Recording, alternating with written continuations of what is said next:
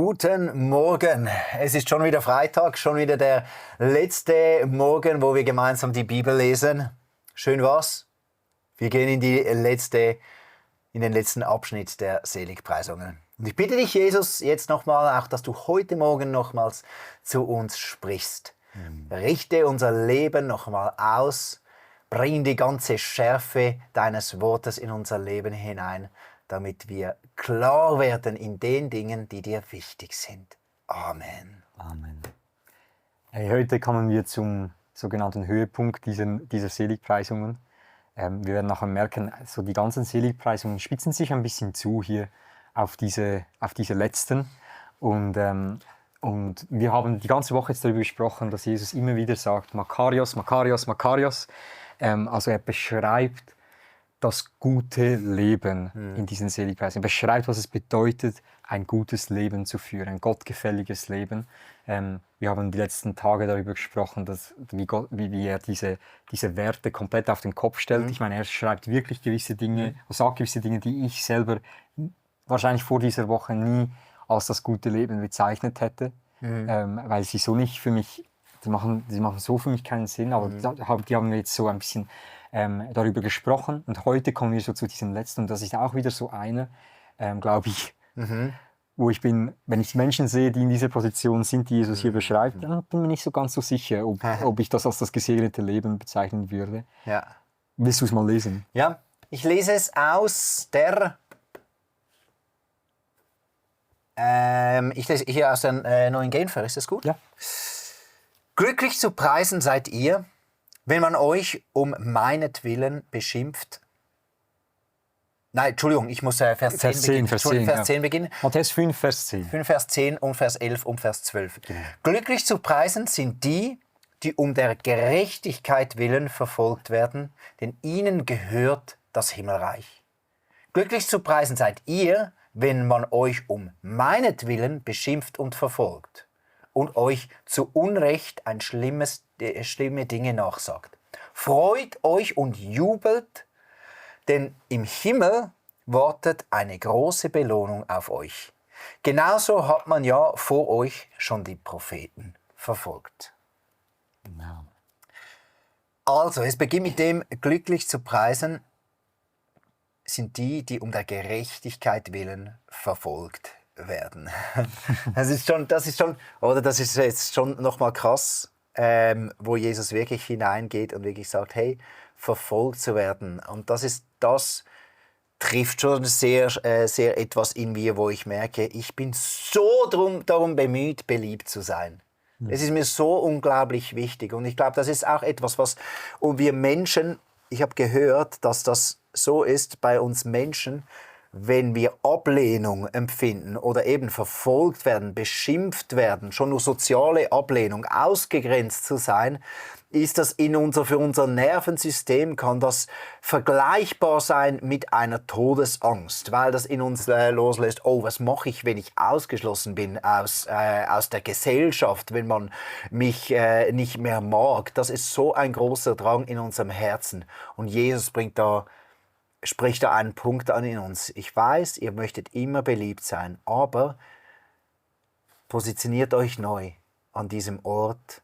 Es ist okay, es ist sogar gut, wenn ihr um der Gerechtigkeit willen verfolgt werdet. Ja, ich möchte ein bisschen von der anderen Seite kommen. Ich merke, ich höre auch immer wieder mal Christen, die sagen, ja, es ist gut, so verfolgt zu werden von Jesus, aber sie sind einfach sehr unliebende Menschen. Ja. Und ich glaube, das ist überhaupt nicht Ja. der Punkt, der Jesus hier macht. So, ja, haue allen das Evangelium um die Ohren, die das nicht hören wollen. Sei radikal und all diese Dinge. Sondern was diesen paar Versen vorgeht, sind diese anderen Seligpreisungen, wo Jesus darüber spricht, was einen Menschen ausmacht, der gesegnet lebt. Also das reine Herz, Barmherzigkeit, Friedensstifter. Und das ist alles Dinge, die wie vorausgesetzt sind, dass man, wenn man in diesen Dingen verfolgt wird, dann kann man frohlocken. Aber nicht einfach ja, ich möchte jetzt Verfolgung und ich bin einfach die schlimmste Person, die es so wirklich gibt.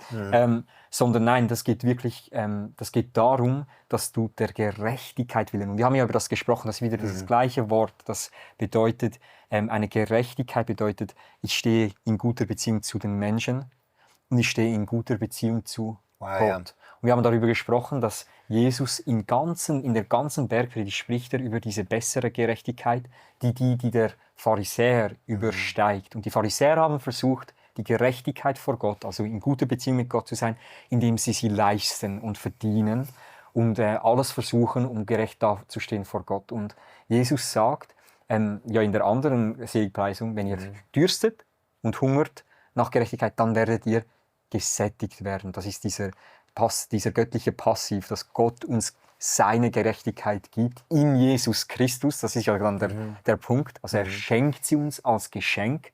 Und jetzt kommt der Punkt, oder, dass Jesus sagt, selig, die verfolgt sind, um der Gerechtigkeit willen. Also diese Gerechtigkeit, die dir gegeben wird von Gott, die du dir nicht selber erarbeiten kannst durch Opfer und durch Gebet, sondern eine Gerechtigkeit, die dir geschenkt wird von Gott. Wenn du das proklamierst, dass Gott gnädig ist und dir das schenkt und du verfolgt wirst für das, dann kannst du dich freuen. Es gibt so eine Geschichte, die mir hilft, auch noch ein bisschen da eben reinzufühlen, wie das Gott wahrscheinlich oder wie das Jesus auch ein bisschen gemeint hat. Es gibt eine zeitlose Talkshow zwischen 3 Christen und der erste erzählt, hey, ich hatte keine Perspektive in meinem Leben und dann habe ich Jesus kennengelernt und dann kam Sinn in mein Leben und jetzt habe ich einen Job und habe Erfüllung gefunden. Die zweite Person sagt, ja, ich war alleine und nirgends und dann habe ich Jesus getroffen und seitdem gehöre ich zu einer Gemeinschaft und habe Freunde und so. Und dann kommt die dritte Person und sagt, ja, ich hatte ein wunderbares Umfeld, hatte gute Freunde, ich war reich und erfolgreich in meinem Job, dann habe ich Jesus getroffen und seitdem werde ich abgelehnt und verfolgt und habe nichts mehr. Und jetzt ist die Frage, welcher von diesen 3 Personen ist Paulus? Und da merken wir, okay, warte schnell. Wir haben in unserem Bild sehr oft, wir hören diese Geschichte und wir erzählen auch oft, seit ich Jesus habe, geht es mir in jedem Lebensbereich besser. Aber die Geschichte, die Jesus einfach immer noch schreibt, oder gerade mit den ersten Jüngern und die eigentlich die Vorbildsgeschichte für unser geistliches Leben ist oftmals diese Menschen in dieser Zeit, die Jesus nachgefolgt ist. Und so ist es auch an den meisten Orten überall auf dieser Welt, wenn man Jesus nachfolgt. Man riskiert alles zu verlieren, um Jesus nachzufolgen. Und das ist eigentlich der Kontext der Geschichte, wie man für Jesus lebt. Und ich glaube, da dürfen wir diese Perspektive immer auch wieder haben. Hey, grundsätzlich Jesus nachzufolgen bedeutet einfach auch, mit Jesus habe ich etwas gefunden, für das ich in Kauf nehme, andere Dinge zu verlieren, verfolgt zu werden und irdische Dinge nicht mehr als so wichtig zu erachten, weil ich Jesus habe. Ja, Jesus, ich finde das so schön, ich liebe an Jesus, dass er ein genialer Lehrer ist. Und er macht das rhetorisch hier auch sehr geschickt, weil er sagt in dieser Seligpreisung, sagt er ja immer, es ist ja eigentlich immer dieser Punkt, dass Jesus eigentlich mit seinen Jüngern da sitzt und er zeigt wie auf diese imaginären Personen und sagt seinen Jüngern, seht ihr diese Leute, die so sind, die sind gesegnet, die leben einem guten Leben, die sind gut, die haben das Good Life. Auch wenn es sehr paradox ist, aber er zeigt immer wie auf die. Und jetzt in Vers 11, ich stelle mir das so vor, Jesus spricht immer über diese Menschen, die irgendwie so, ja stimmt, okay, auch spannend, okay. Und dann plötzlich, in Vers 11, dreht sich Jesus zu den Jüngern, schaut ihnen in die Augen und er sagt, selig seid ihr. Und er spricht nicht mehr über sie, ein Leben, ein Ideal, sondern er dreht sich zu seinen Jüngern und er spricht sie direkt an und er sagt, selig seid ihr. Kleiner Steg, ja. Aber krass, großer Wechsel. Selig seid ihr, wenn sie euch schmähen und verfolgen und euch das Ärgste nachsagen um meinetwillen. Er verwechselt auch das Wort nicht mehr Gerechtigkeit, sondern nicht um der Gerechtigkeit willen, sondern um mich. Krass, Und ja. er verwendet das ganz bewusst, weil nachher lesen wir im Neuen Testament, wie die Jünger genau das gepredigt haben. Jesus ist die Gerechtigkeit Gottes. Er wurde zur Sünde, dass wir in ihm die Gerechtigkeit Gottes werden. Jesus wechselt die Worte und er wechselt auch den Adressat, also nicht mehr passiv so über gewisse Menschen am Sprechen, sondern er spricht eigentlich genau auch zu dir und zu mir, während wir das lesen. Selig seid ihr, selig bist du, wenn sie dich schmähen und verfolgen und euch das Ärgste nachsagen um meinetwillen und dabei lügen. Freue dich und frohlocke, denn dein Lohn im Himmel ist groß, denn so haben sie auch die Propheten vor dir verfolgt. Und das ist ganz, ganz bewusst von Jesus so. Du kannst nicht mehr auf der Meta-Ebene ein bisschen diskutieren darüber, was das gesegnete Leben ist. Nein, er kehrt es und sagt eigentlich auch gerade voraus, wie du es so schön gesagt hast, was die Jünger dann in der Apostelgeschichte so krass erleben. Weil sie proklamieren, dass Jesus der Weg zu Gott ist, dass er die Gerechtigkeit Gottes ist, dass die geschenkt wird in der Gnade und sie werden aus den Synagogen geworfen, sie werden ausgepeitscht, sie werden vor Kaiser gezogen, sie werden schlussendlich, viele von ihnen, getötet für genau diese Botschaft. Also, Aber sie haben diese Perspektive, gibt Jesus ja auch. Ja. Hey, das ist alles auch verbunden mit diesem Lohn, den ihr im Himmel einfach erwartet werden. Und gleichzeitig auch ist da ja auch, schon bevor das sie es überhaupt erleben, hebt sie Jesus auf, auch rein jetzt menschlich in dieser Zeit, auf ein hohes Level, denn er vergleicht sie mit den Propheten. ja. Das ist ein krasser Vergleich. Also oder? Absolut, Dass das Wort da kommt. Ja, die Propheten haben, es ist schon spannend, er sagt, die Propheten vor euch. Ja.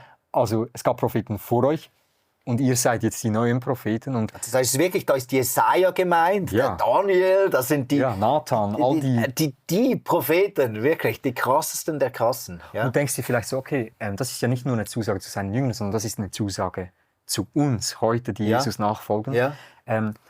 Vielleicht wichtig zu verstehen, viele von uns wissen nicht so genau manchmal, was die Propheten wirklich machten. Und ja, sie waren imstande, vorauszusagen, was passiert, aber die Hauptaufgabe von einem Prophet im Alten Testament war, dass er wusste, den Bund, der Israel mit Gott geschlossen hat, der bestand auf gewissen Bestimmungen.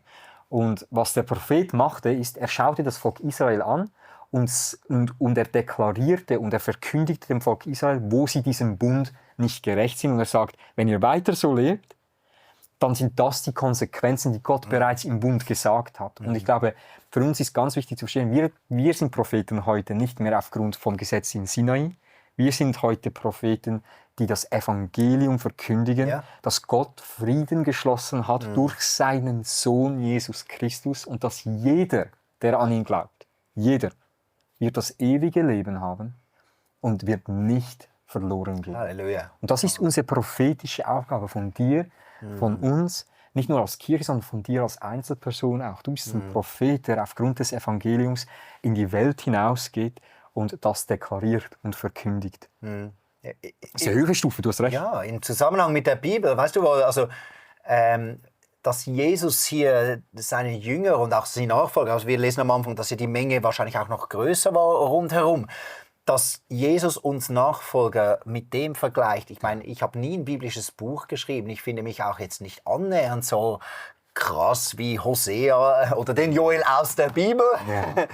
Ja. Und trotzdem, aber für Jesus bedeutet es, hey, ja, doch, da ist eine gemeinsame Aufgabe und das zeigt schon ein bisschen, was es für ein Privileg ist, zu Jesus zu gehören.